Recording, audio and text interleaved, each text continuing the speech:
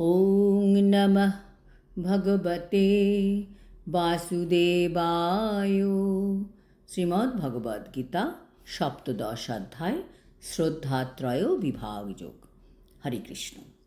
আজ আমরা 7 নম্বর শ্লোকটি শুনব।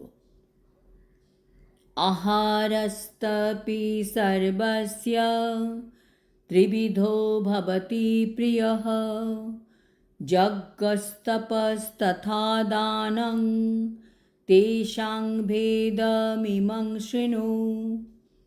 অনুবাদ: সকল মানুষের আহারও 3 প্রকারে প্রীতিকর হয়ে থাকে, তেমনি যজ্ঞ, তপস্যা এবং দানও ত্রিবিধ। এখন তাদের এই প্রভেদ শ্রবণ করো। তাৎপর্য: ভগবান আমাদের 3 গুণ থেকে বার করে আনার জন্য কত চেষ্টা করছেন, যাতে আমরা 3 গুণের মধ্যে পড়ে না থাকি।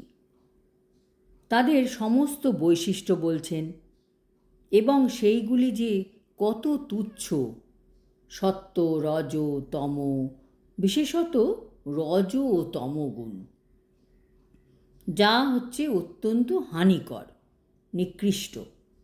ভগবান সেগুলি আমাদের ব্যাখ্যা করছেন, যাতে আমরা সজাগ হতে পারি এবং আমরা এই 3 গুণের ঊর্ধ্বে উঠতে পারি। ভগবানের লক্ষ্য তো তাই। ভগবান তো সকলের পিতা।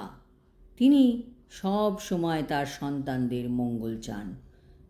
3 গুণ ভগবানেরই সৃষ্টি, কারণ আমরা 3 গুণ চেয়েছিলাম।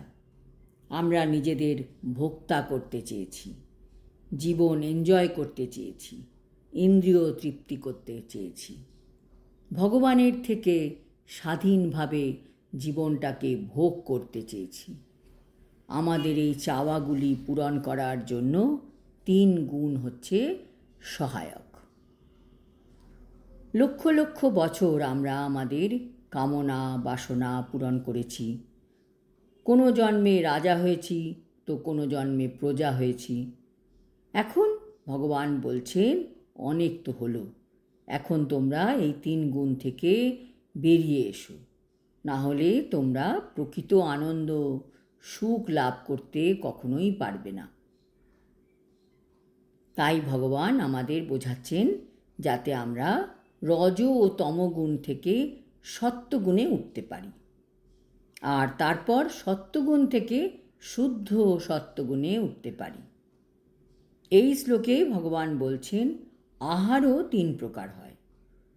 ভগবান প্রথমে আহারের ব্যাপারে বললেন এই জন্য যে আমরা যে ধরনের আহার করি, আমাদের প্রকৃতি, মন সেই ধরনের তৈরি হয়। যেসব মানুষ সব সময় আমিষ খাবার, রিচ তৈলাক্ত খাবার পছন্দ করে, তাদের মধ্যে উত্তেজনা, হিংস্রতা বেশি দেখা যায়। আর নিরামিষ ভক্ষণকারী ব্যক্তিদের মধ্যে দেখা যায় হিংস্রতা অনেক কম। আজ এই পর্যন্ত। আগামী শ্লোকে আমরা জানতে পারব সাত্ত্বিক ধর্মের মানুষেরা কী ধরনের খাবার খান এবং কী ধরনের খাবার তাদের প্রিয় হয়। হরি ওম তৎসৎ। হরে কৃষ্ণ।